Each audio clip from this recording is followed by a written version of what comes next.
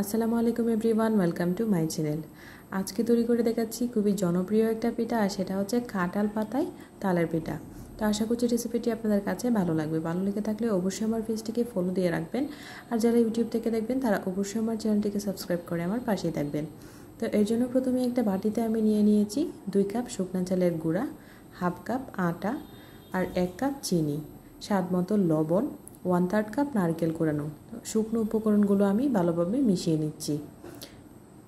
এর মধ্যে দিয়ে দিয়েছি 1 কাপ তালের রস, সাথে অল্প একটু পানি দিয়ে দিয়েছি। এখন এর মধ্যে দিয়ে দিয়েছি 2 টেবিল চামচের মতো গুঁড়া দুধ। গুঁড়া দুধ আপনারা চাইলে নাও ব্যবহার করতে পারেন, তবে গুঁড়া দুধটা দিলে ভালো টেস্ট আসে। তো এখন আমি এটাকে আস্তে আস্তে মিশিয়ে নিব। আরও পানি দিয়ে দিচ্ছি এর মধ্যে। আমার বাটিটা একটু ছোটো হয়ে গিয়েছে, তাই একটু সমস্যা হচ্ছিল মেশাতে।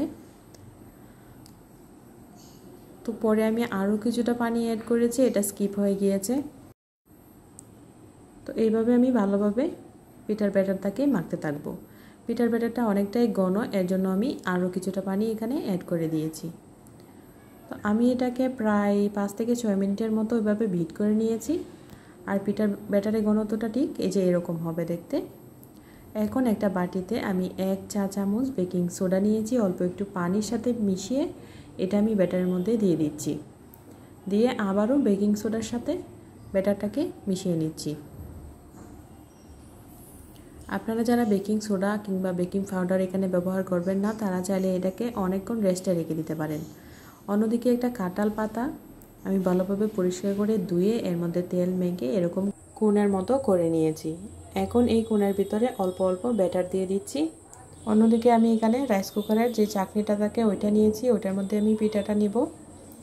তো প্রথমে আমি এভাবে ট্রাই করছিলাম, কিন্তু কোনোভাবেই হচ্ছিল না। অনেকক্ষণ পরে একটা ছিদ্রের মধ্যে গিয়ে আটকেছে। এইভাবে আমি সবগুলো পিঠাই বানিয়ে নিচ্ছি, আর এইভাবে আমি ওই রাইস কুকারের চাকনির মধ্যে দিয়ে দিচ্ছি। এটা কিন্তু খুবই একটা কঠিন কাজ আমার কাছে মনে হয়েছে, কারণ আমি এটা করতে গিয়ে অনেক ঝামেলার মধ্যে পড়েছি।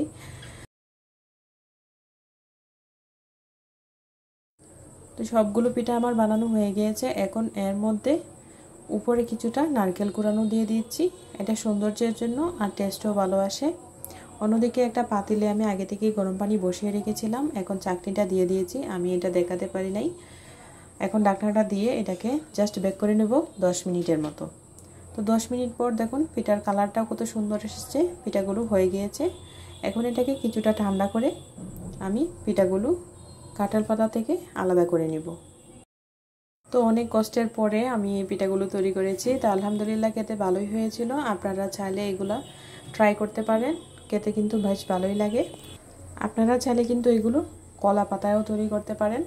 কলা পাতায় তৈরি করলে কিন্তু কিছুটা সহজ মনে হবে, কাঁঠাল পাতায় অনেকটাই কঠিন। তো আশা করছি রেসিপিটি আপনাদের কাছে ভালো লেগেছে, আর ভালো লেগে থাকলে অবশ্যই বাসায় একবার হলে ট্রাই করবেন। আর সবাই ভালো থাকবেন, আমাদের জন্য দোয়া করবেন। আল্লাহ হাফেজ।